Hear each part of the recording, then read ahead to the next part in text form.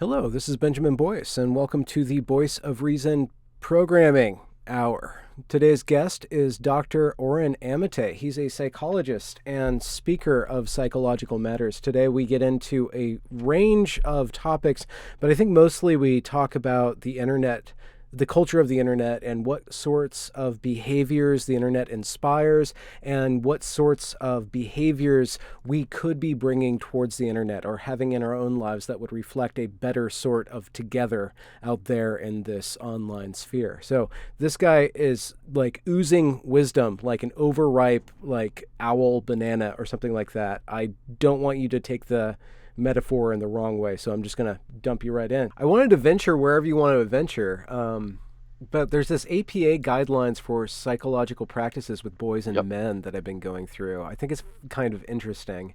I wanted to do like just me breaking it down, but I don't have the chops to really pick it apart. Do you have a reaction to this? Have you read it? Yeah, I've already torn it apart a couple of times. Okay. And Yeah.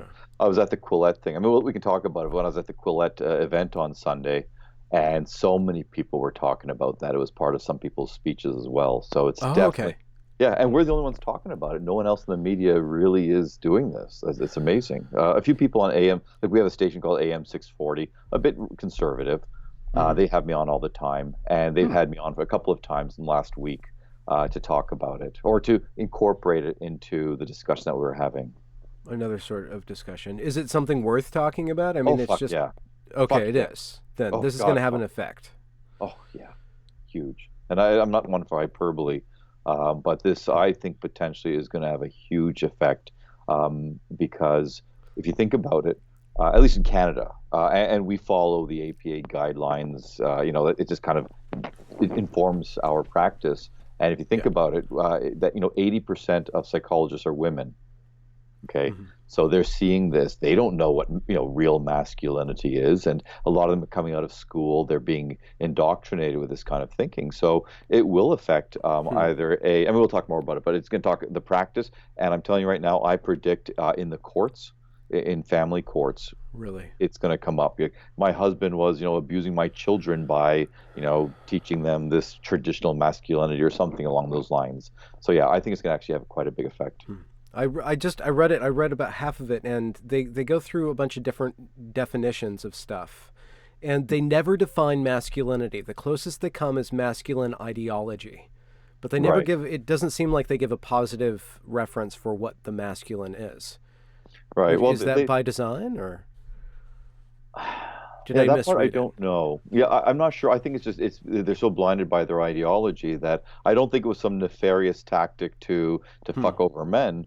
But I Hmm. do think that just because they buy into. I mean, if you look at it, and I read it last week, so I'm not like I forget the 10 points, but they keep Yeah. mentioning the patriarchy as if it's basically saying blah blah blah gravity. So I Yeah. think that's what really drives it is just an unquestioning acceptance that this patriarchy exists. This is what's causing people problems, etc. So I think Hmm. for the most part, I think it's a heartfelt Hmm. belief in an ideology that has no real merit. Hmm. There's this phrase that's batted around in certain internet forums of it seems like what's happening is that normalcy is being pathologized and pathology is being normalized.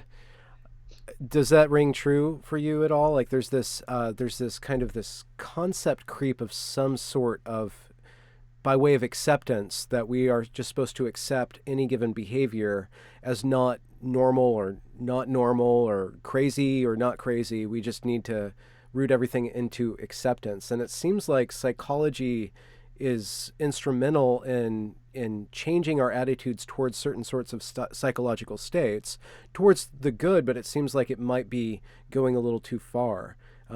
Does that ring a bell at all with you? Yeah, yeah. And the irony is, I often tell people when they used to talk about the psychologist's role in accepting homosexuality, I used to say, you give us way too much credit. Okay, because I said nobody listens to psychologists. We don't have that much power. And I said that people start to accept homosexuality because it's nothing to be not accepted. Like Hmm. they were able to come to terms and realize, okay, like there's nothing wrong with it. It's it's not harming anybody. It's not. immoral. It's well, it could be immoral by religious, but it's not. Mm-hmm. There's nothing inherently pathological about it. But today, I think that psychologists are, we're finally being listened to, Mm. and the stuff that we are promoting is exactly what you were saying about this acceptance of pathology and or was it normalizing of pathology and pathologizing the normal. So yeah, Mm-hmm. I do think that we are playing a role in that. So yeah, finally we're being listened to, and this is when we should be shutting up. So yeah, I'll Huh, be happy to talk about interesting. all this stuff. Yeah, of Huh. Is there like I guess sorry to just jump right in. That's what I usually do because I just have so much questions, but course, of course. we can Uh, slow down, relax. You can tell me about oh, how you got into psychology if you want, unless you're tired of introducing yourself in that way. I just it's not some great story. Um, I prefer focusing more on what I do once I got in here, or Yeah. why I'm different than other psychologists. Not that I'm unique, but there's a small percentage of us who have the same kind of mindset. That I could talk about because again, Yeah. my backstory is not. I mean, my backstory itself is interesting, but vis-a-vis psychology, not so much. Okay. So what's your interest now and how did you gravitate towards it within your practice? Well, my practice, I've always just been interested in helping people. That's what brought me here. That's why it's not such a fascinating story. Yeah. Uh, but I also think that I had I don't know, some capacity to relate to people, to be able to see things from a really different perspective and an open mind. And that's where the backstory is interesting because here's the part I will, kind of give a bit of information on. My mother opened up Canada's first sex store in 1972, about 46 years ago to the day, basically. It's around this time, 46 years ago. Okay. Unfortunately, it closed last year.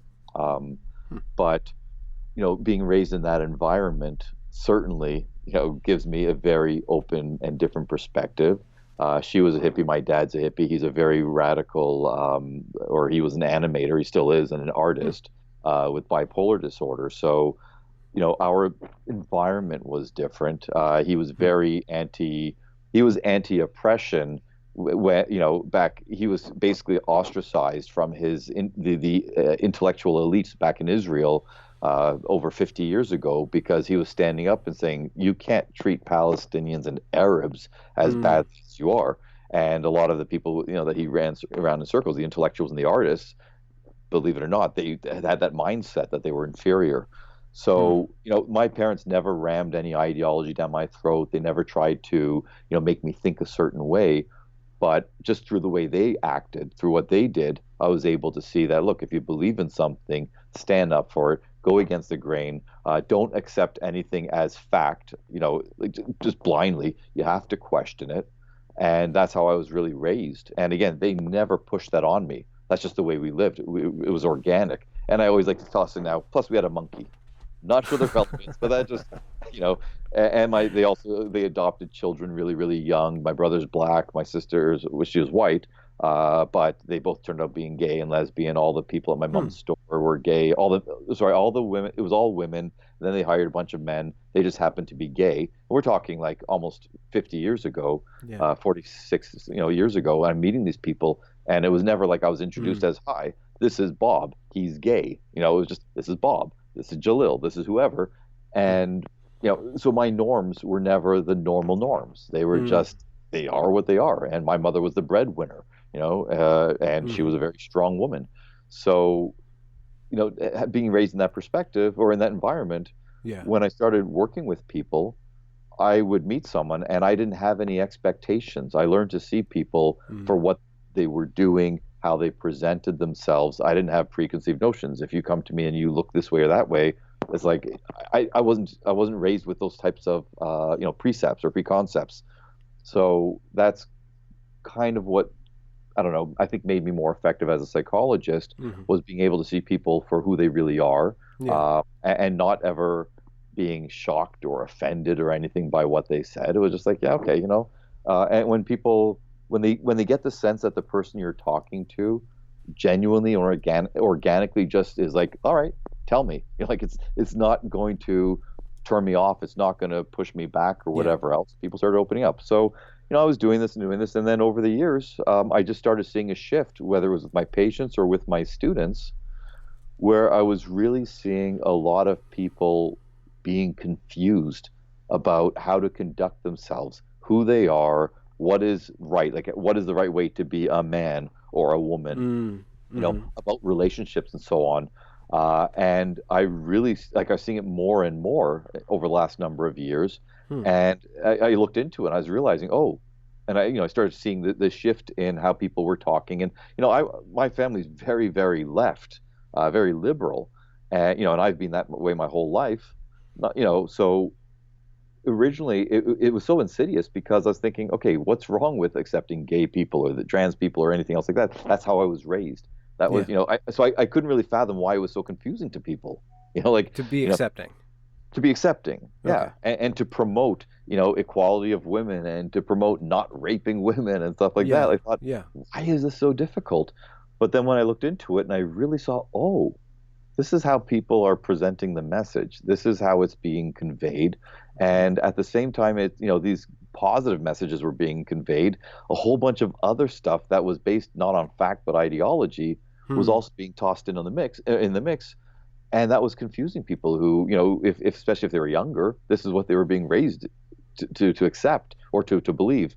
So when I started seeing this, and I saw firsthand with my students and with my patients, and I've taught a lot of classes. I've taught like almost 180 classes over the years. So I've worked with so many young people and older as well. Hmm. Uh, that kind of really told me that something's going amiss. That good intentions are being distorted, and I didn't really hear that many people talking about it. So I started speaking out years ago.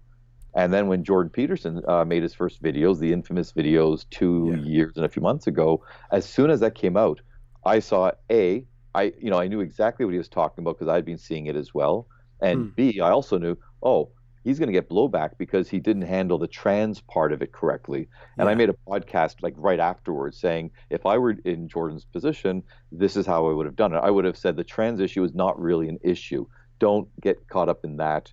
Hmm. This is what I'm really saying, more about compelled speech, Yeah. about the insidious undertones that are going to manifest in different ways, not just about using pronouns. There's so much more. And over his, I don't know what, 10,000 interviews he's given since then, he's really refined his message. So I think Yes. people are hearing it much better, which is why most people who hear him, they go, "Oh, I get it." He's not Hmm. saying down with trans. He's saying these are the issues we got to worry about. So, Yeah.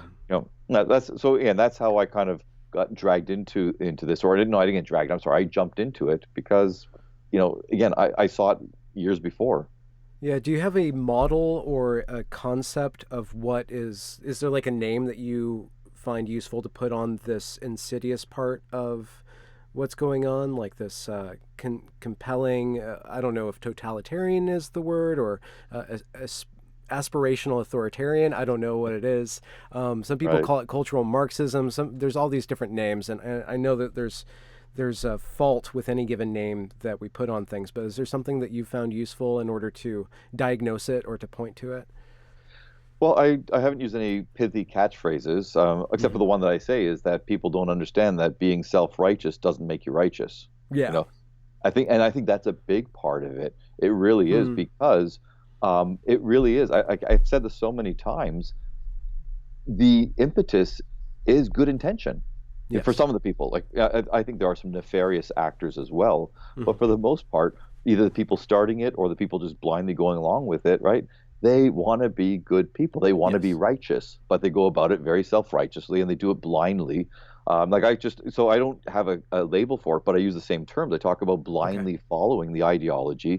promoting agendas without questioning it, and it's reckless application of good Mm. intentions. Hmm. Hmm. What do you think the origin? uh, since you're a psychologist, you might have an interesting answer to this. But what do you think the origin of self-righteousness is?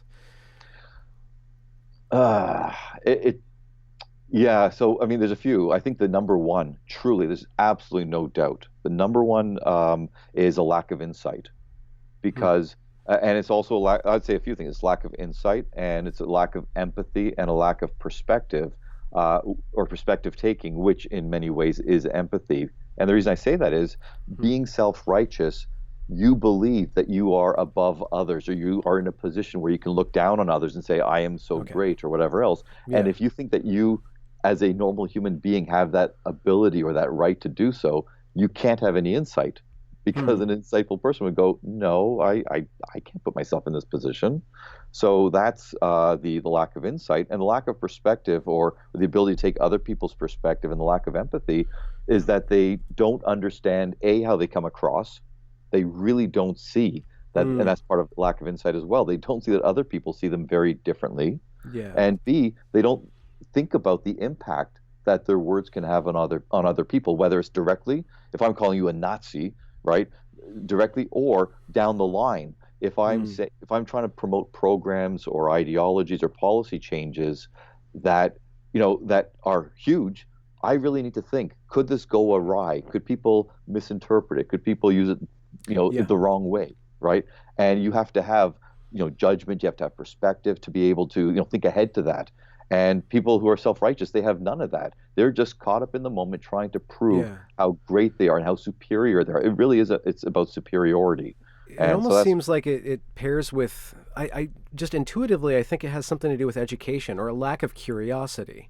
And curiosity will lead you into engaging with the world in a way that will foster a certain stance of asking questions, of looking for more depth into what you're looking at, and then how you are performing in a way. And that almost ties back to a lack of education, or something is wrong with the way that we're teaching people now. Is that Well, what I do you think? agree with everything except for the lack of education, because there are some very educated people who are still pulling this crap because they're Mm, choosing not to access the okay. education that they've had. I Hmm. think it's the lack of a certain type of education, the education that would lead them to do what you said. The number one thing you said about this curiosity, and there's a bit of humility as well. Yeah. If you're right, the humility in saying that I think I have a good idea, but I don't know how it's going to be received. I don't know if it's actually going to play out the way I expect. And that's part of the curiosity. I mean, everything we're talking about, really, I think curiosity is a great word. Could be kind of Hmm. regressed down to this curiosity. If you don't have that curiosity, you don't have this, impetus to learn. Again, about yourself, about how Hmm. the impact that you're having, about the impact of your actions. So yeah, that's why I think it's more about the curiosity, or Hmm. rather than education. The more educated people are, unfortunately, sorry, educated people are, right, the less inclined they are to look inside and go, okay, maybe I'm not as smart as I think. Certain people, Yeah. right? Well, if, like you said earlier, you noticed a pattern a few years back of people becoming more and more confused. You Right. said about, like, how do they fit into society? What is the category man and woman, and maybe all these different things that they're confused about. And how do I Um, conduct myself properly? and how do I conduct myself properly? Uh, and I wonder if one way of compensating for confusion is to just jump at certainty. And conviction is a way to compensate for confusion. And I've noticed this especially growing up Christian, and there's a lot of excellent Christians and a lot of great work that Christianity continues to do that gets glossed over because of the bad apples and stuff. But Right. there's a phenomena within religion of the fundamentalist, right? And that's probably not the right word, but somebody who's so overly convinced that they're right, that they don't understand, that they don't initiate the process of understanding how to communicate that. They reduce everything into these taglines and stuff. But there's this underlying what's the word? The opposite of certainty, the opposite of confidence under there. Like the less confident you are, the more There's an insecurity. There's insecure. Yeah, that's what I'm right. going for. Yeah, and when you were talking earlier, you said that I want to jump in and say that I see that as well. Hmm. Now, not everyone who's self-righteous is insecure, but in many times, people who are insecure usually lack insight, because to have insight, you Hmm. have to be very secure in yourself, because to truly introspect and look inward takes a lot of courage, Hmm. because you're going to see a lot of things that you don't like. If you really are honest with yourself, you're going to go, wow, I'm not the person, the idealized version of myself, Yeah. right? So that self-righteous is the antithesis of that. And you're absolutely right. People who don't have that confidence, who want that certainty, who want simple answers, who Hmm. want a sense of an illusion of control. To me, by the way, just I'm writing a book right now, Hmm. and the premise really is about how the need for control, it's so fundamental to who we are as humans, to all animals. We have to learn to control or master our environment. And the people who are lacking that sense of control, well, if you felt from a young age that you don't have control, of course you're going to be insecure. You don't have a feeling that I have an impact on others or on my environment, what we call self-efficacy. If you're lacking that, that's terrifying. So if you think, well, all I have to do is join this group, align myself with that, think this way, if I do that, that will make me a good person, a righteous person, a self-righteous person, right? Well, they don't think self-righteous, but yeah, right? These are simple answers or solutions, right? That give people that sense of comfort. Because insecurity, the opposite of that would be more of security and comfort, right? And that's what they're looking for. But they're getting it cheap. They're doing it in the cheapest and most ineffectual way. And again, it manifests in many ways as self-righteousness. Yeah. It works immediately in the moment, but it doesn't have a good effect, it seems like. Yeah, Since exactly. this is a social phenomena, do you think that there's a social cause to it? Is there something in, let's just say, Canadian American culture that doesn't foster the correct sort of security and confidence in oneself? Is there something about the breakdown or the rapid transformation of a North American culture that is feeding into this? Do you have any thoughts on the cultural cause? Yeah, I mean, the cultural history, or is not my forte. So I can't go back and date certain things and say, Yeah, give yeah. names, right? But having really studied this over the last number of years, both just through my readings, through watching other people or listening to them, and through working with my students and knowing students and patients. I hate to sound like Ben Shapiro or Jordan Peterson, okay, but I think they've really nailed it in certain ways. And to me, there's a few of them. Ben talks about the breakdown of religion, right? Of religion as a guide. And I was not Yeah. raised religiously in any way. I was raised to be a good person, to be a humanist, absent religion. And that's one of the reasons my father, again, got kicked out of his country or ran out of his Okay. country, out of Israel, because he was saying, look, the things that you guys are doing, you're doing it in the name of Judaism. Because, these Arabs or Palestinians are not of the Yeah. same tribe, right? And literally of tribes. So he was very anti-religion in that regard. So he never taught us. He was more science fact based, all right, even though he's an artist. So even though I'm going to sound like Ben Shapiro, I'm not saying that that's the solution, but I do believe that we didn't have a solution in place to replace Yes. this breakdown of the religion, because what religion gives you, in some ways, it gives you a structure. It basically gives you guidelines. It tells you how to be a good person. And what Jordan Peterson would say, whether he's talking about religion or psychologically speaking, I do believe that it is a crisis of meaning. That and this is something that's been with humans forever, right? Yeah. So many people lack a sense of meaning or purpose, and I don't mean some grand meaning. What's my point in the universe?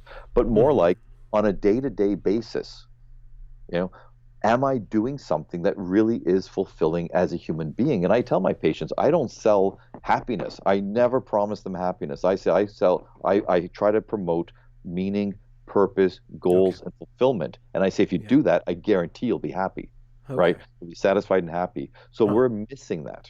Yeah. So in a way, I was going to ask this earlier, but I was wondering about your heuristic goal when you are dealing with somebody in the role of a psychologist. Are you trying to get them to become healthy? But it seems like you're trying to enable them or empower them to find and build their own purpose and meaning. And is that like almost I don't want to get stuck in the word games, but like a transcendental goal that doesn't have necessarily like a state of health. You're not going to go through and say, well, this is unhealthy, this is healthy, this is unhealthy, this is healthy.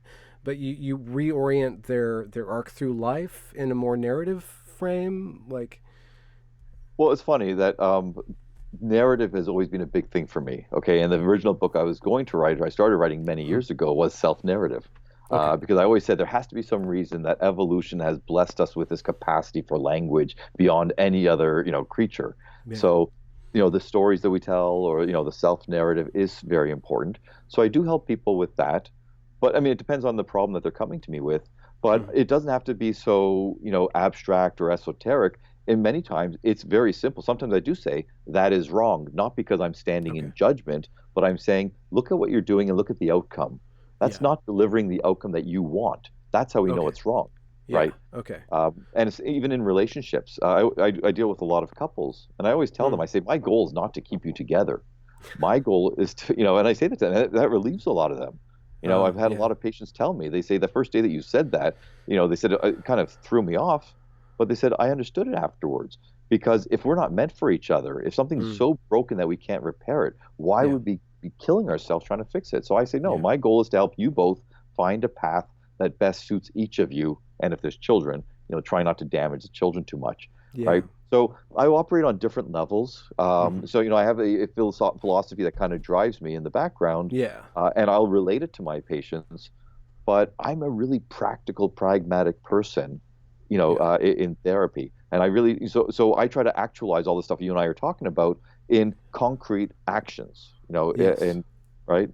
Because Yeah. that's something. Because otherwise, it's just talk. And I tell my patients, you see me 1 hour a week. You have 167 hours in the rest of the week to actually do. I don't want to just talk here. Otherwise, that's just mental masturbation. I Hmm. want you to actually go out and make some changes. Confront the things, do things differently, rewire the brain. You're literally reprogramming your brain and reconditioning yourself every time you do something different from how you were doing it before. And that, again, that requires bravery. To Yeah. do things differently, to challenge things, to confront things that you were afraid to do before, whether it's an action or a thought. It seems like, in a sense, a certain contingent of the self-righteous activist culture is trying to diagnose the ills of society, right? They're trying to be the psychologist for society as this thing. And so they propose different narratives onto society, maybe more or less prescriptively needs to be worked out through policy. But do you think that it's possible to diagnose a society, or can you only ever interact with individuals and speak to individuals? That's a good question. You, I don't know if, yeah, you definitely have to work at the individual level. I mean, governments are there for, for the greater structure Yeah, or the bigger education and so system. on, Yeah. right?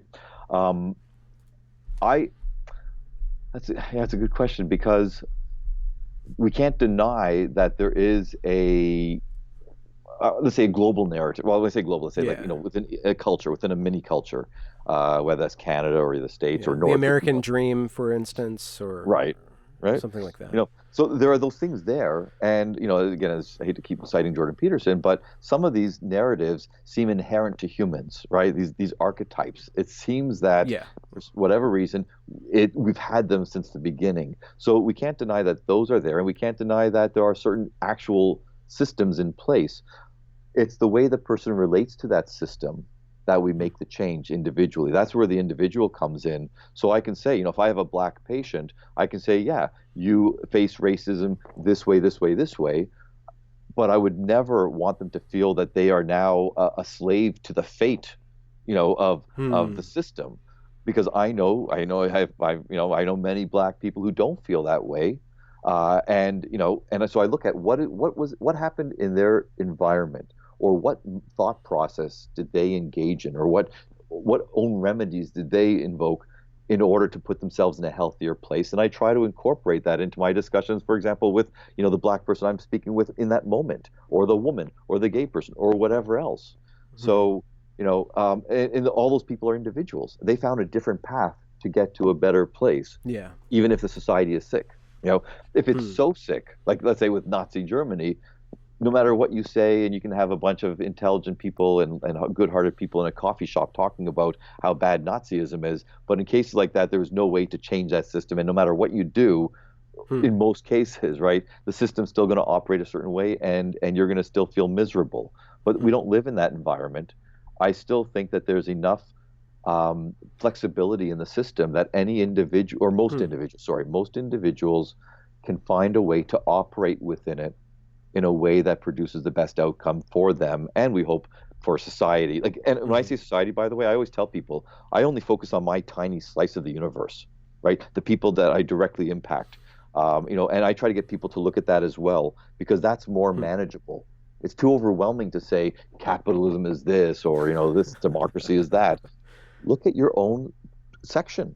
Deal Okay. with that, right? That's Yeah. that's the approach I take, and I forgot what the original question was, but I hope that that almost somehow coincides with the question. Well, yeah, and this is tangential too. I guess the whole conversation might be just one big long tangent of That tangents. But that's the way I wonder if one way in which and we can not talk about this. I don't know if this is correct to talk about, but I am really like looking a lot at activism culture, and that's kind of like something that I've been thinking a lot about and looking at, and I'm trying to get to a place where I can provide resources for people to avoid going down that path or to see it as what I think it is, which is kind of toxic in itself and kind of yeah, destructive to human relationships, let's just say, and for constraint sure. to that. And it seems like in one way that an activist who is in a position to want to change the world but can't deal with capitalism, they break it down into, well, I'm going to be the champion for this one little group.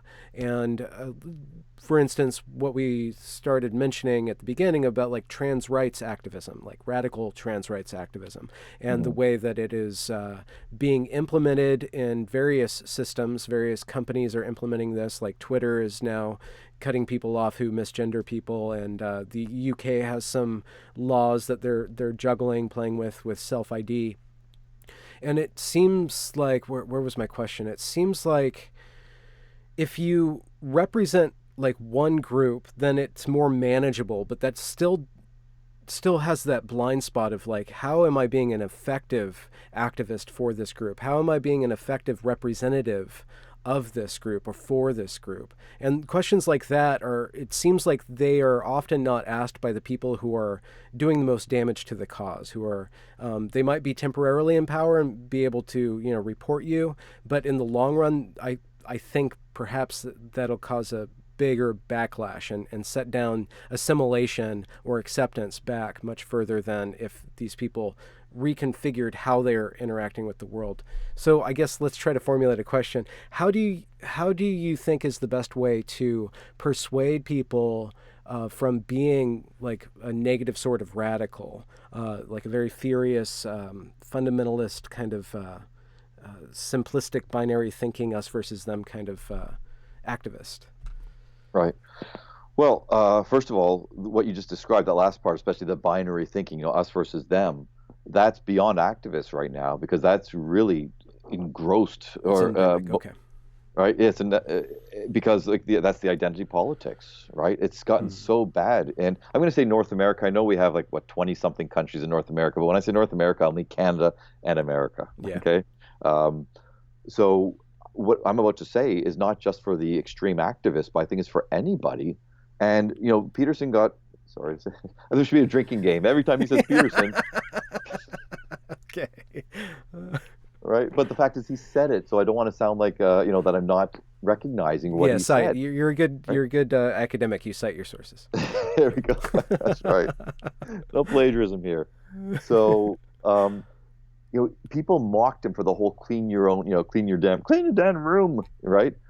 But the fact is, that is such a perfect metaphor. It's Mm, literal as well, but it's a metaphor. And that's what I try to do with people, not those words per se, yeah. but I try to get them. So I say, if you want to be a good activist, or if you want to promote some group or cause or anything else like that, I say there's a few things. I say, first of all, you really have to look and see, am I neglecting something about myself in doing this? Is this really just another way of avoiding Hmm. working on myself? Now, people said that Peterson said, like you shouldn't try to fix the world until you've, worked on, fixed yourself. I don't believe that. I think you shouldn't try to fix the world until you've worked on yourself, until you Mm, recognize that you can't do one to the exclusion of the other. You yeah. have to make Okay. sure that you're not being true to yourself. You have to be true to yourself, right? Hmm. And you have to know who you are in order to do that, right? So I try to help people focus on that, number one. And then I say, if you want to help a cause, I say, look at the people, and you alluded to this. I said, look at the people who are the toxic ones, the ones who are turning people away from the cause. I say, look at the similarities that they have. And they all have the same commonalities. I Hmm. know this because I deal with dozens of them every day on Twitter, Yeah. right? And it goes back to the self-righteousness, the aggressiveness, the distortion of words, throwing labels at people and Yeah. everything like that. And I tell them, I say, when you act like that, you are not going to get anybody onto your side. You're getting brownie points from the people who already agree with you. right? Mm. And as you said, like it's a short-term fix. Maybe you put one, bad person, quote unquote, in their place in the moment, or you got them banned from Twitter. But the reality is you pissed off 20 or 50 or 100 other people by doing that, right? So I say, look at the people who are successful, and they're all the same. And Mm. sadly, there is a sentiment among certain people that what I'm about to say somehow is the wrong way to do it. And I'm just, oh my God, I can't believe this now. It's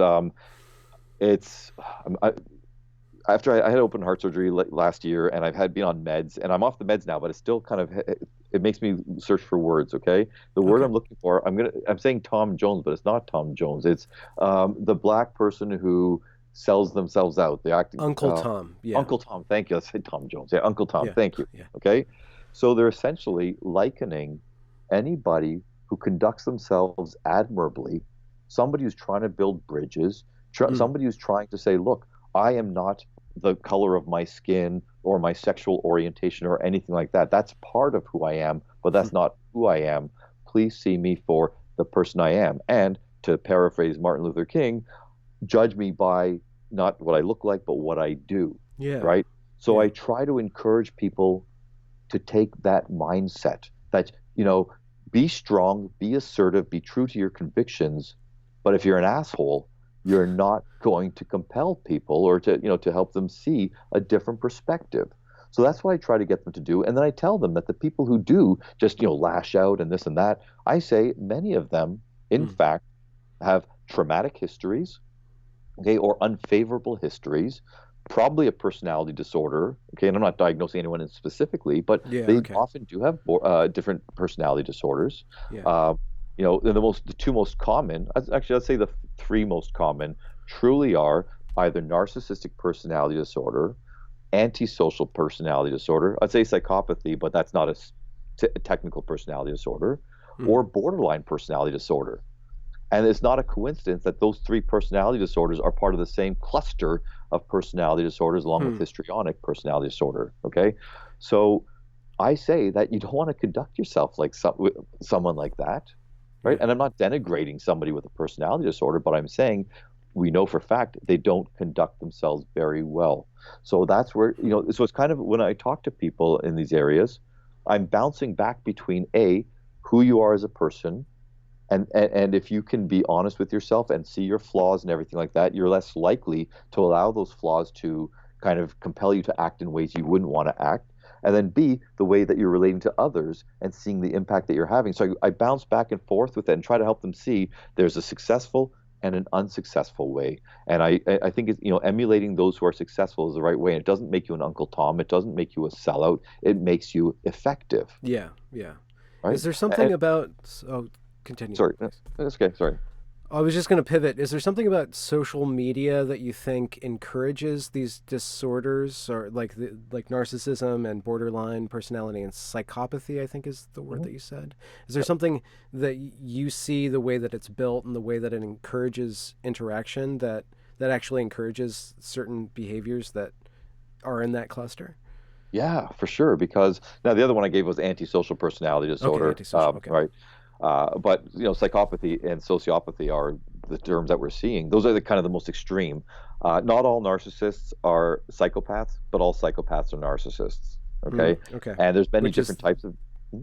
which is an inability to image the self of another, or lack of There's empathy. different ways. There's different. No, when I look at the common threads among malignant narcissists, psychopaths, antisocial personality disorder, and sociopaths. So the common thread is whether it's an inability or just a lack of any desire Hmm. to understand others, to take the perspective, to have any kind of empathy or compassion for them.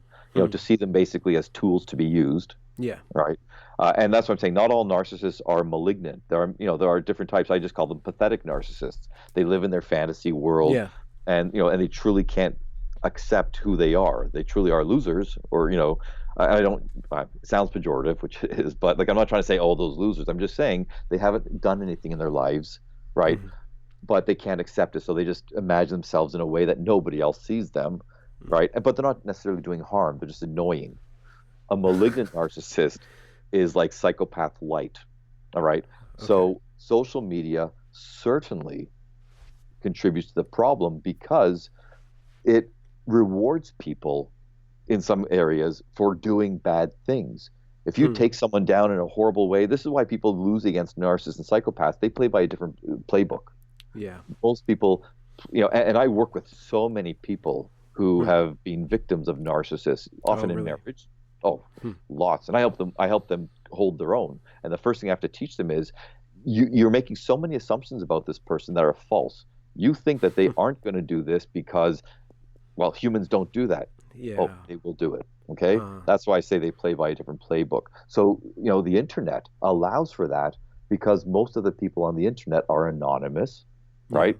There's no risk to them. And one of the reasons we act as good people is if we don't, we get punished, whether it's ostracization, whatever, right? So the social media is the opposite of that. Instead of keeping people in check and telling them, don't be an asshole, it rewards them. Whether it's getting people to like them or whether they are able to get people off, booted off the web or something like that, whether they dox them, right?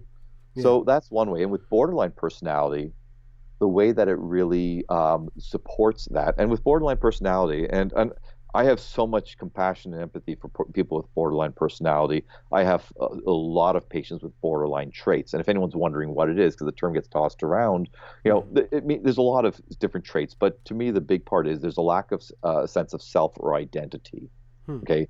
So we all play different roles, whether I'm teaching, if I'm talking to you, if I'm, talking to someone else, I'll interact slightly differently. But at heart, at core, I know who I am. And that person, sort of goes through slight changes in each person. But someone with borderline personality doesn't have that core. Right. And so when they're with someone, especially a romantic partner or someone they're very close to, there's no boundaries. So they almost become like that person. And that's why when that person leaves them, it's terrifying because they've lost a part of who they are. They feel lost. So that's part of it. Is also emotional lability. So they're up and down constantly. There's what we call splitting. You're all good or all bad. So I can't be a good person who's done something bad. If I've done 100 good things for someone with borderline personality, I'm their god. If I'm 5 minutes late, suddenly I'm the devil. Okay, that extremeness, that reactivity. So normally we don't want to condone such behavior or such mindsets, but the internet is rewarding it as well because, again, they're surrounded by like-minded people who are doing the same thing. That's one way you get a reward because now there's a feeling of inclusion. Oh, hey, I'm not this isolated, alone freak, which a lot of activists have felt all their lives, that they're not. They've never been part of the main group. They always felt like outcasts. So whether it's joining this cause or whether it's being liked by a bunch of people and faceless strangers, now they're finally belonging to something. Okay, so someone with borderline personality, for example, they see other people encouraging them to act out. As a psychologist, we know the number one thing we try to do is get them not to act out. Contain themselves, may be able to tolerate the discomfort that comes from an uncomfortable interaction, and so that they don't, either lash out at others or harm themselves. But they're being given a golden ticket to act out on all these impulses, which is the exact opposite of what we're trying to do. So that's where the reward comes. Plus, lastly, despite having a lot of compassion and empathy, I will never try to make someone feel like a victim. Okay. Will I tell them, yeah, you were victimized, or yeah, you had something terrible happen to you, and yeah, I can't believe that you're still here. Like, kudos to you for having been able to survive that and not having offed yourself at some point because of the horrible things that happened to you or that are going in your head. I'll say all that, but I don't want them to feel like a victim. I want them to feel empowered. And the internet fosters the sense of victimhood, and it makes them embrace it because that's where, they get their sense of virtue, being a victim. So there you go. By the way, ask me what day it is, and I'll give you a 20-minute answer that you're finding out. Sorry, Benjamin. Well, no, not at all. Thank you very much. The next question that the next softball that I'm going to toss at you is that, taking that as given that the internet is certain social media sites and the way that it's set up is it's incentivizing interaction. It's very addictive. It has some negative consequences if people have certain are prone to certain disorders or certain personality traits. I don't know if an algorithm or a new program necessarily can fix that. Do you think that there could be a code of conduct for good faith actors in the internet to adhere to that would include in it the ability to recognize and not feed into certain sorts of disorders, or just spot these people acting in this way? And is there a way of engaging with them that doesn't actually give them more grist to mill? It's really, really difficult because people. Oh, sorry. Sorry. Is he okay over there? That was my alarm. No, that was my alarm. Sorry. Okay. Yeah, it's challenging because in order to do that, you need a lot of patience. You need to have a thick skin, and you need time. Hmm. You need to be able to engage that person. It's not going to happen just one time. It's a long-term process. Hmm. And so let's say I have a good interaction with somebody, and even if it's a 2-hour interaction, I've had interactions with people where I say, look, let's take this offline, and I've spoken face to face, Yeah. or over Skype or something like that. And I know other people have done this as well, and we actually had a connection, and maybe Hmm. I had a bit of a change. But now, as soon as we're done, they can go right back, easily Hmm. getting a fix, because that one time is not enough to suddenly change their mind and go, oh, hey, he's not this monster, or maybe there's better ways of doing it. There's too much temptation out there, Hmm. the easy route to just get Yeah. that fix. I want that anger fueled or this or that. So unfortunately, I don't think there's any easy way to do it. Theoretically, there is, but in practice, it's really tough. Do you think that something like the cultural movement called the intellectual dark web, or the cultural movement that Quillette is fostering, could provide a strong enough, consistent enough quality of interaction that like forms a community where it can have a positive effect indirectly by showing a consistency of, let's just say, interacting in good faith and fighting in the proper way, fighting constructively? Is that could that possibly be a solution to kind of detoxify internet culture? I believe it is. Now, the intellectual dark web, so many people just dismiss it because they're afraid of it. Hmm. People are afraid of intellectual people, and they'll say, oh, they're just snobs or they're right wing Hmm. fascists, whatever else, even though they run the gamut. So that's a bit too small so far. Okay, but I think it's a step in the right direction. Quillette, I think that is the way to go. And I don't mean Quillette per se, although I'm a big fan. And Hmm. Claire Lehman had her first Quillette event in Toronto just this past Sunday, apropos your question. Yeah. And there were so many people there. And I spoke to so many, some big names and also just some normal folk. Yeah. And they, so many of them said, I was, really left until I became right. Jamie Kilstein was there, gave a speech. He was the one who was, he had his big thing on Joe Rogan years ago. He was a big Hmm. social justice warrior. Okay. And then he had a great interview with Rogan where he talked about the process where he said, I was that guy. And he talked about in his speech where he said, every day I'd go on there and I'd show everyone how woke I am. And he would attack people and everything. And then they turned on him. And there was Hmm. another person, I'm forgetting his name, who wrote the Hmm. article, I was the social, the mob until the mob came after me. Yeah. That was published in Quillette as well, I believe. I spoke with him as well. And there were many people at this Quillette gathering who had similar experiences. They may not have been as public, but they saw Hmm. just how nefarious some of these people are in the good camp.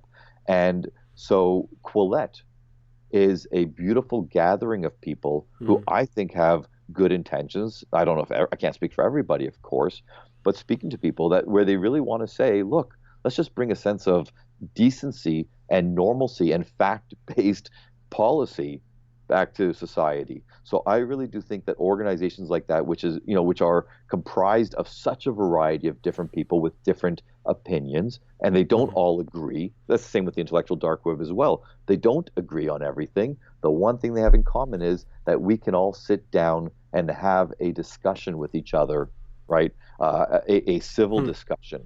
And I hope more and more organizations or magazines or whatever outlets promote that. That's what we need. That's the only Hmm. way. And by the way, I mean, research has shown this. Every study has shown Hmm. that the way that you reduce prejudice or stigma or hate against other groups is to bring them together in a healthy way. It's got to be Yeah. done in a healthy, productive way. And Yeah. Quillette is doing that. Now, again, sadly, a lot of people in Quillette got there because not from a healthy way, right? Because they got kicked out of their Yeah.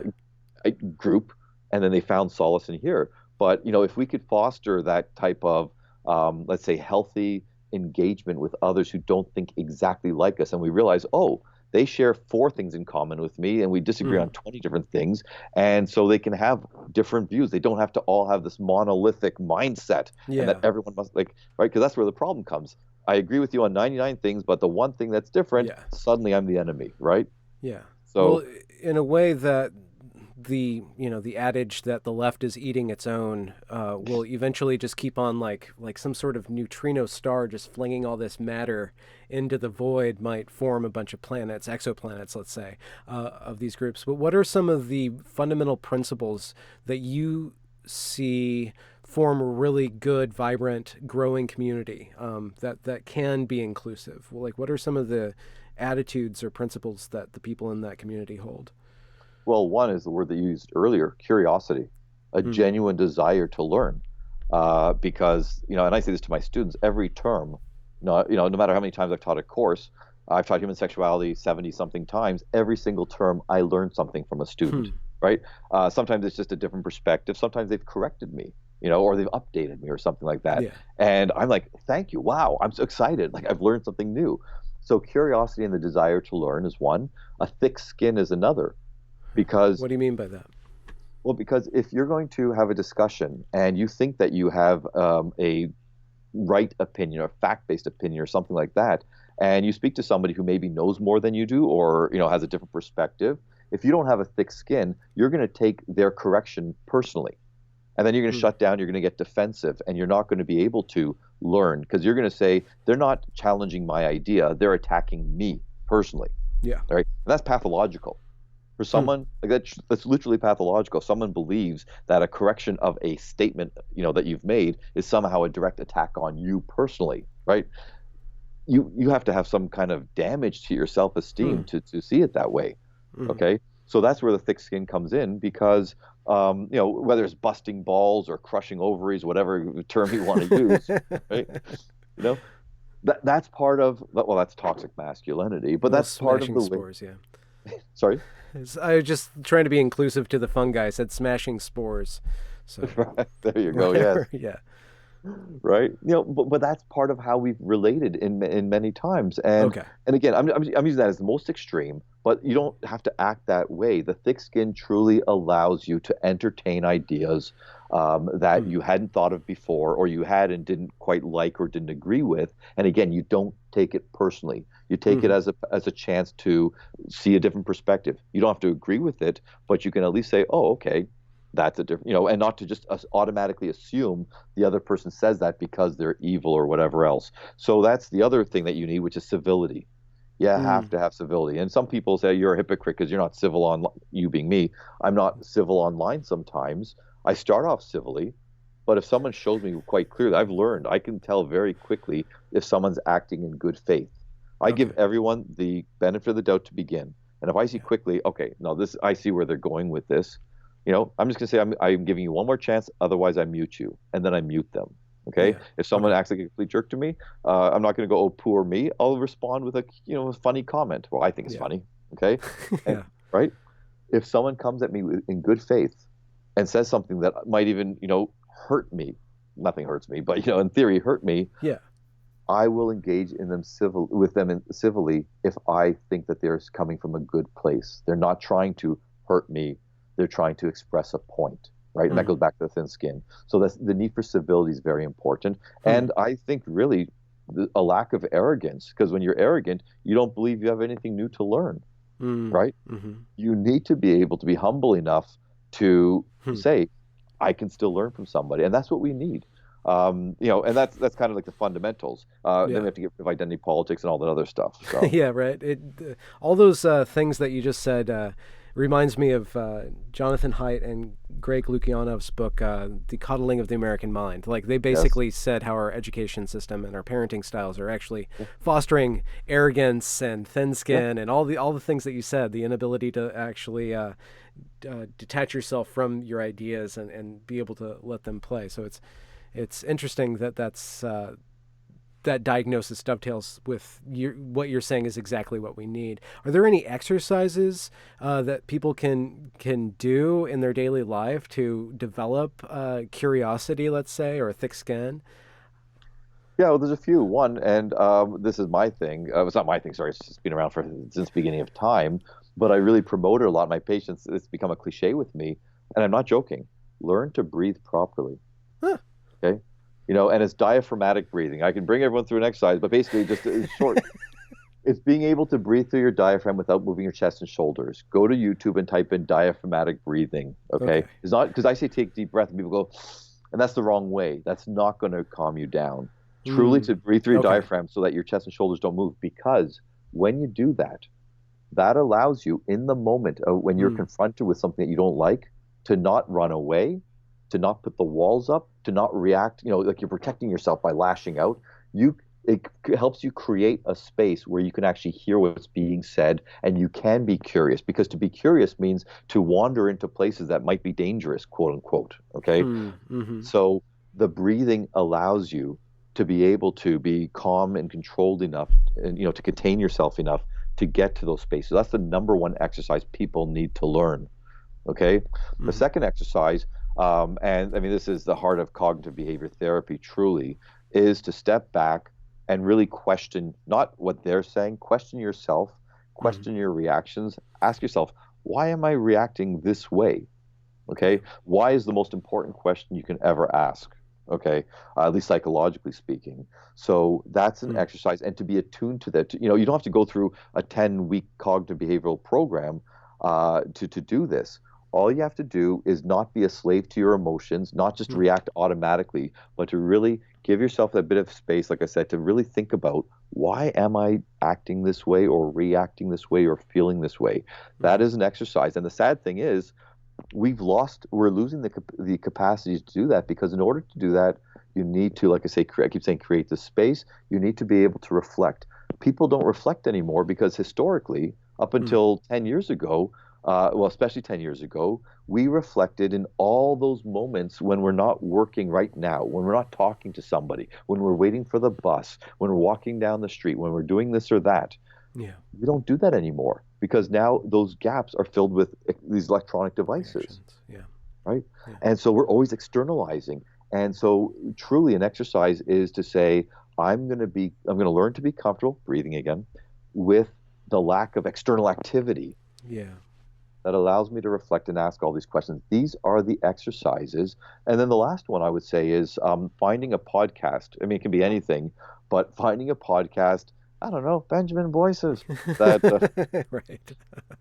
Thank that, you. but seriously, but finding podcasts about things that you're not familiar with. But it's good to find a podcast that you already know, because just by dint of this, this person's, let's say, style, because if you already feel comfortable with the person, right? Yeah. Because you're familiar with them or the guest or something like that, that can turn you on to a whole bunch of new ideas. Because if I hear from someone I don't like, I'm going to be less responsive than if Yeah. it's Okay. something I do Yeah. like. Like, again, Joe Rogan. Thanks to Joe Rogan, I bought myself a sauna.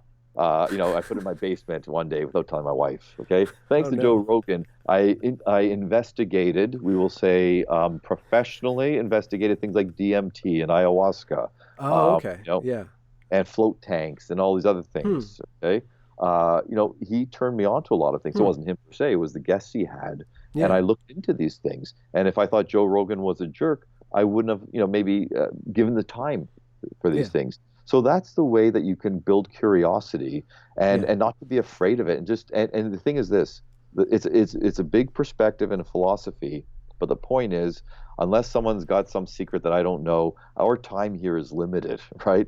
Hmm. So we want to make the most of that time. And how do we make the most of that time? Well, humans, we know our brains have developed this capacity, not just for language, but for information, for perspectives, for imagination. There has to be some reason that evolution has blessed us with this capacity.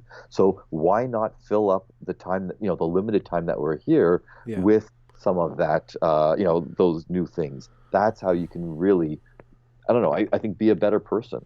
Yeah.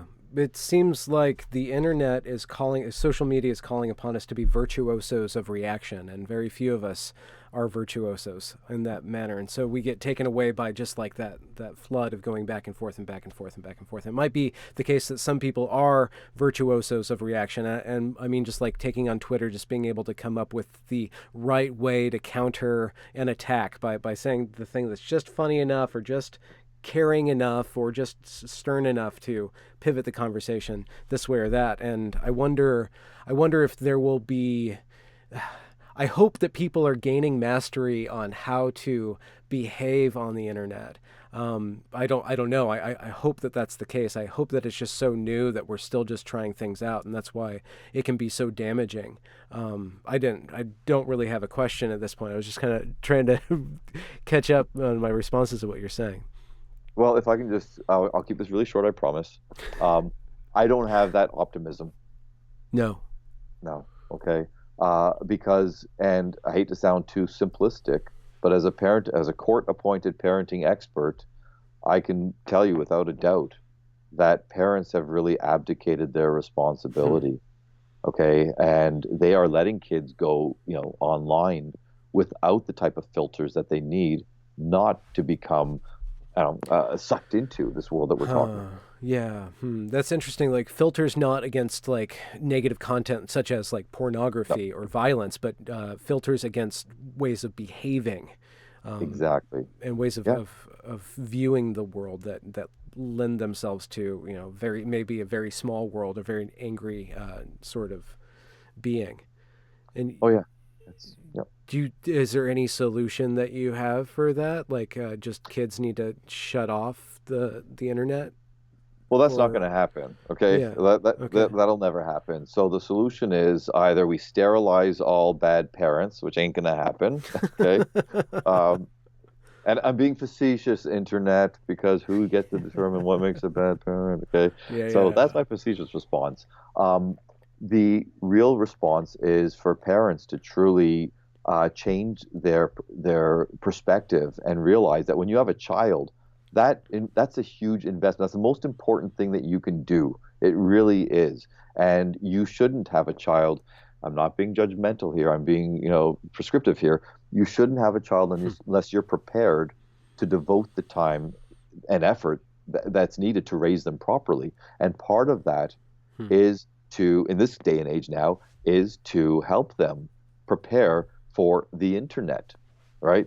It's pretty simple math, but too many parents, they aren't doing that. They don't think about it, or they're too busy. They're too caught up in their own narcissistic and self-centered worlds, right? And I'll tell you right now, if you want to distress yourself, here's what you do. Go to any park, ice rink, or swimming pool, especially the swimming pool and ice rinks, all right? And watch the stands. Almost all the parents are on their phones or on their laptops. Now, when I go to watch my kids swim or do whatever, I've got my laptop or my phone as well. But, because it's there, I got to do some work. But every time they look up, almost every time, they're going to see me looking at them. They see me watching them. All right. And when I look at playgrounds and I see, I should record this one day. But if you see how many kids are trying to get their parents' attention, whether they're 4 years old or 8, and the parents just too engrossed in their own thing, they are, their phone, they are modeling for those kids a type of self-absorption. Yeah. And so parents are the ones who have to disconnect, have to try to model for their kids how best to behave, and that's the best thing. And I have no faith, because the parents today, the ones, the last 10 years or so, they've been raised poorly as well. And look what's happening. So, again, I'm not that optimistic about it. So I spent several years working in preschool, and I had this formulation just that came to me kind of organically, I guess, is that attention is the food for consciousness, and how we become a self is through getting attention from other people.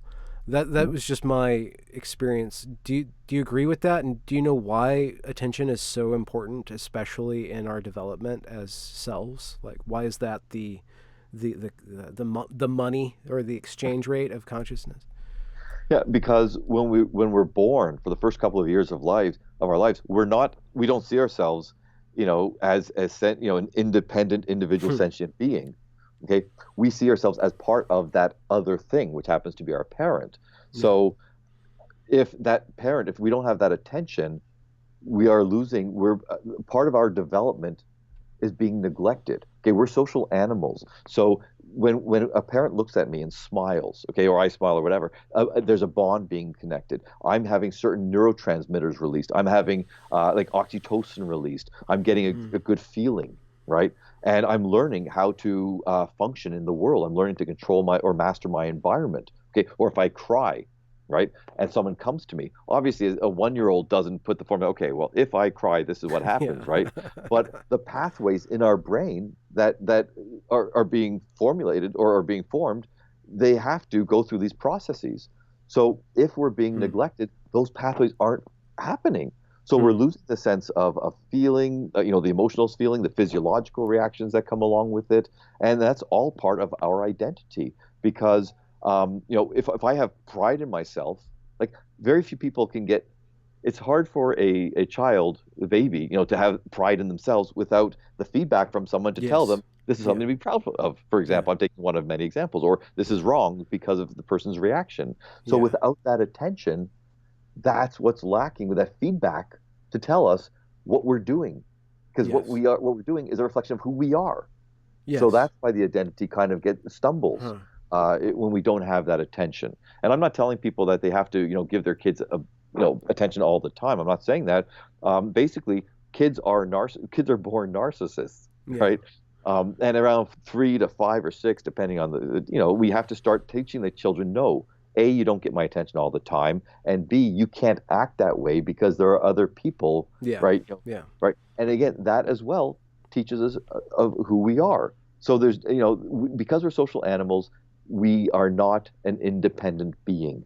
Who we are is always in relation to others, and therefore that lack of attention, it's a feedback more than attention, right? Hmm. And because even just looking at someone and smiling, that's feedback. That we have mirror neurons as well. I'm just throwing these kind of like Yeah. if Yeah. I Yeah. Yeah. Yeah.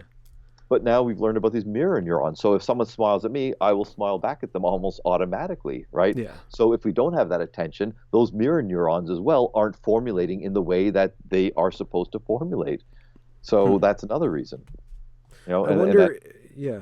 I wonder if one antidote to the toxicity of the internet is the way that we put what sort of attention we put into the internet. Like I think it was 2 years ago or in the summer of 2017, that something happened in Charlottesville. Like somebody got ran over, and there's yeah, white nationalists and stuff. And I saw this reaction. I was really new to Twitter, but I saw this reaction sweep the whole platform where everybody was talking about this thing. Everybody was reacting to this thing, and I had this kind of this insight. I don't know if I want to say that it was an insight, but I just saw that what the internet is doing is collapsing space. So a traumatic event happens of significant trauma that it evokes all of those traumatic neurons in ourselves, and it feels like we are right there and everybody's there at the same moment, and it evokes it very easily evokes just negative emotions. Like fear is something that's very very rudimentary. So most people will be feeling fear, and then some people will be processing that fear, and some people will be trying to navigate that or break it down and stuff. So it seems to me that one of the things that if we do become aware of our reactivity states, that we can right. choose to put in a certain sort of attention into the box, right? Rather than, and I don't know if that's necessarily going to defeat the other sorts of attention. If me being positive or me being funny is going to wash away the people that are being trolls or the people who are being really scared and preying on victimhoods and stuff like that.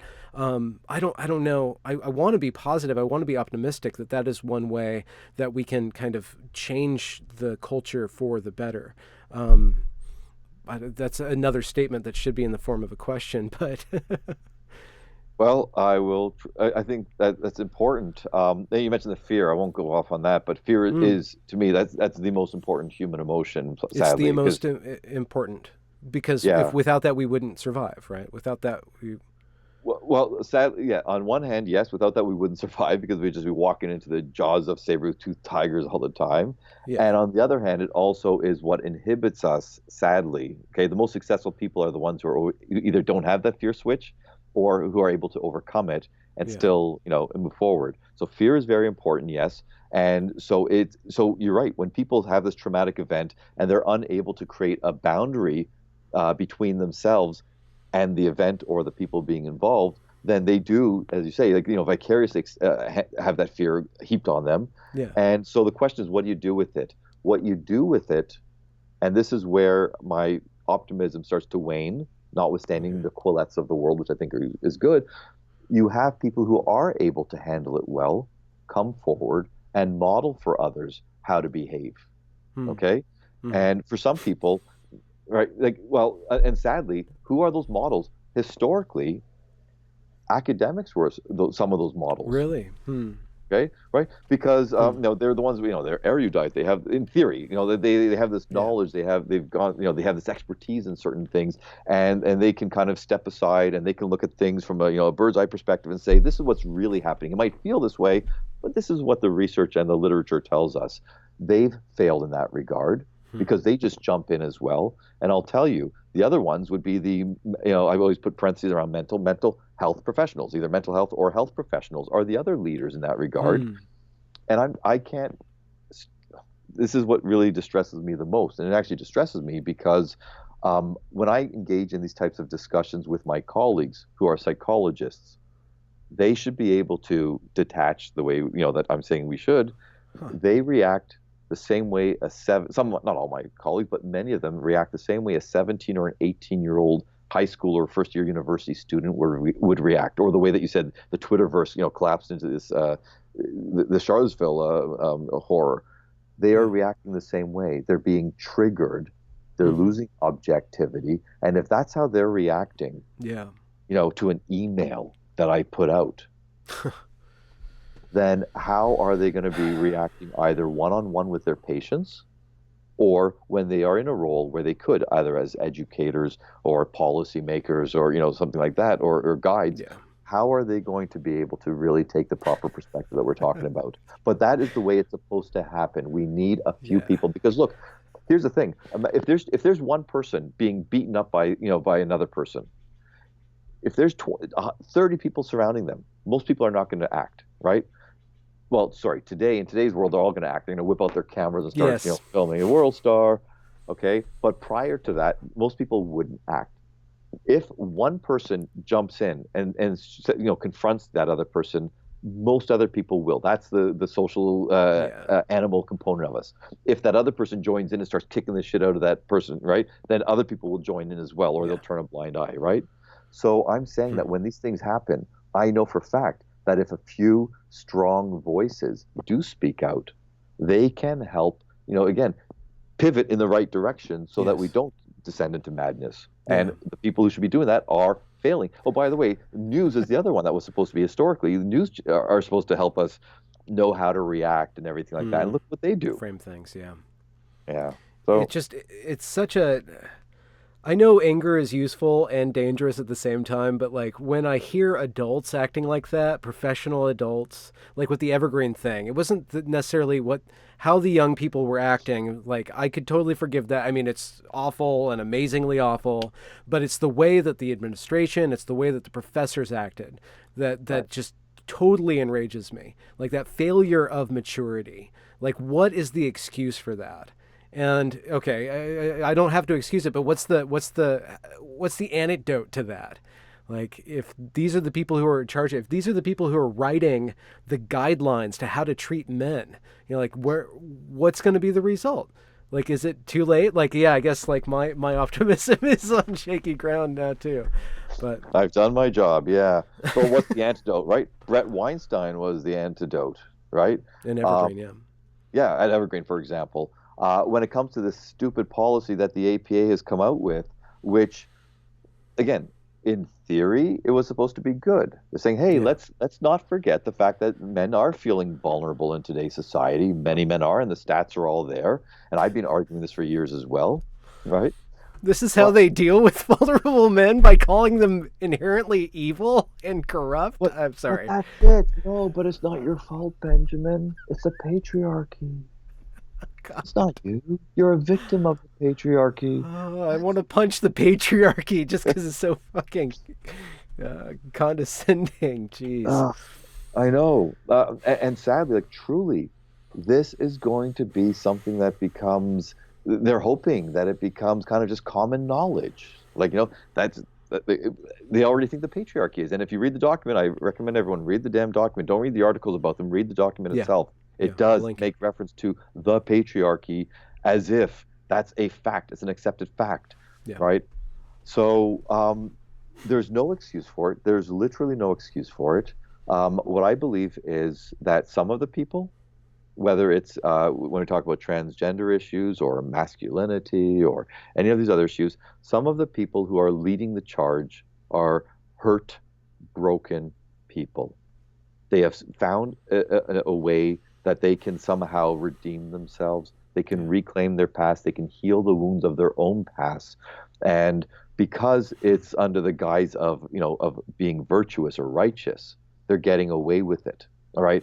Because they're saying, I'm helping others, and this is how you help others. And because these weak minded colleagues of mine in other areas are too afraid to, most of them are too afraid to say that the emperor is running around damn naked, Yeah.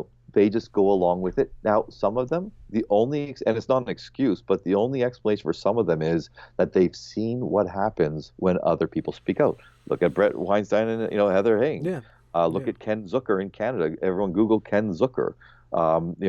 Anytime people have spoken out, they've been attacked mercilessly. And so someone starting out, I don't expect them to try to, take Yeah. on all their colleagues. And I've had many people ask me, and I say, you got to watch yourself. Just Mm. don't succumb to the ideology. Do your part in your little ways Mm. to try to make a few changes here or there if you can. Sadly, if you do stand out, if you do stand up, you're going to get hammered in many Yeah. cases, and the internet is, just is Mm. facilitating that, right? Wow. So yeah, so it truly the antidote is for more and more people to stand out. And I hate to say it again, but Quillette truly, I mean, I don't know if there's any larger gathering of people Hmm. who are taking chances, who have taken chances, and that slash the intellectual dark web, and are trying to speak out against the madness. Yeah. And and I tell people, you're not going to change most of the internet. But if you have a neighbor or a friend or whatever else, maybe there's a lot of them that you're not going to be able to change, but talk to one or two people face to face. Yes. Let Yeah. them see you. Don't try to, proselytize them, and don't try to, turn them around. But if you conduct yourself as a good human being, that's going to lead them to, to have a bit of cognitive dissonance there, which, wait a second, this guy believes in A, B, and C, but he doesn't act like a monster. Now, Mm-hmm. sadly, too many people out there say, well, therefore, that the not acting They're like a monster enabling the monster. no, that not acting like a monster is a ruse. Oh, Okay, okay. they're just waiting for that mask to come off. Yeah. Okay, so what's it called? The something concern. Like uh, well, they're claiming that. So if it's like fake concern basically. Concern trolling. Yeah. Yeah, Right. exactly. Okay. Concern trolling, right? Versus saying, no, maybe this person is genuinely concerned. Maybe they have an actual point. And maybe their point doesn't necessarily negate what you're trying to do. All they're saying is that what you're trying to do is just not either fact-based, or there are a few holes in it that we have to fill up. And if Mm. you think about it, if you really look at it, what you're trying to do, not you, of course, but what these people Yeah. are trying to do, the genesis of this truly, in many cases, is a person or a few people who are very questionable as people. If you look Mm-hmm. at their history, if their perspectives, their beliefs, and Mm-hmm. yet we're blindly just following them along, Mm-hmm. or Mm-hmm. following along with what they're saying, right? Mm-hmm. Really examine it. And I'm not trying to single out any individual, Yeah. um, Yeah. but I see it. It's like was the fiddler Cicero is watching Yeah. Well, Rome play Burn. the Yeah. fiddle as Rome Burns. It's frustrating. It really is. Yeah. Yeah. Anyway, that's Yeah, I need to let you go. We didn't get into masculinity. Would you be amenable to coming back and cracking open that Oh, for pair of sure. nuts? Yes, a pair of nuts. Yes, yes, I would. And I want to say though, I do want to say, don't cut this out. Okay, Okay, all I right. do want to say this because I think it dovetails or it calls back to what we were talking about earlier. Okay, I would love to come back because I don't know if you remember, because I was just a little icon back when you had, I think it was your first or maybe second interview. It was with Brett Weinstein in And Heather. on his porch, Okay, yeah, yeah, yeah, yeah. right? And you had an interview with him, and it was one of your earlier interviews. It was after you, I know, because you've done all these other videos on oh my God, the college. Evergreen, yeah, Evergreen, Thank you. Evergreen, yeah, yeah, yeah. Against the meds, okay? Yeah, right. Right. I was watching all Sure. of those videos, and I saw you being one of the few people who actually was trying to give an inside scoop on this, okay? But then you Yeah. interviewed Brent, okay? And I put a comment, and I wasn't trying to be an asshole. It was just a constructive feedback where I said something like, "Let him speak more. You're jumping in too much, and just trying to, like, I just thought you, instead of getting defensive or having a thin skin, you made a comment. Like, forget what you said, but you acknowledged it. Huh. You simply acknowledge. No, no, seriously, you acknowledge it, I was and gonna I be really thank embarrassed with my reaction. No, no, Okay. and look, and I don't. People know me. I don't flatter, okay, unless I'm being obviously so, like comedically. All right, this is genuine praise. That for someone Hmm. on the internet just starting out at the time, having some stranger say these things, and Hmm. as you know, you put something out there, you have some people who are supportive, and then you have a bunch of trolls and assholes and everything. So Yeah. it's easy to just lump everybody together, every negative comment. You didn't. You took it constructively. You Hmm. responded nicely and genuinely and civilly, and then I responded in kind, and that was it. And that told me something. They said this guy, he's got there's something to him. So I wanted to acknowledge that. I'm so glad that we Thank had the you. chance. Okay, because now I finally got to say it. There, Yeah. bucket list. Okay. There. Awesome. I was really scared that I had shown my insecurity in that moment. I'm glad I didn't succumb to that. No, you handled yourself perfectly. Very commendable. Well, So thank you make sure very that's in the much, video. Doctor. I'll cut this off right after I praise you for your work that you're doing. Is there anything that I can link? Like, where's your hub for all of your wisdom? Like, where does it congregate online? Here. Oh, online. Okay. It's three things. Doc Amitay, so DocAmitay. So it's either my website, docamitay.com, Doc Okay. Amitay on YouTube, or my Twitter Okay. handle is Doc Amitay. Doc Amitay. Okay. I hope to shuttle more people your way, and we will pick up Thank you. this conversation when we have a chance, which is hopefully sooner. I would really look forward to it.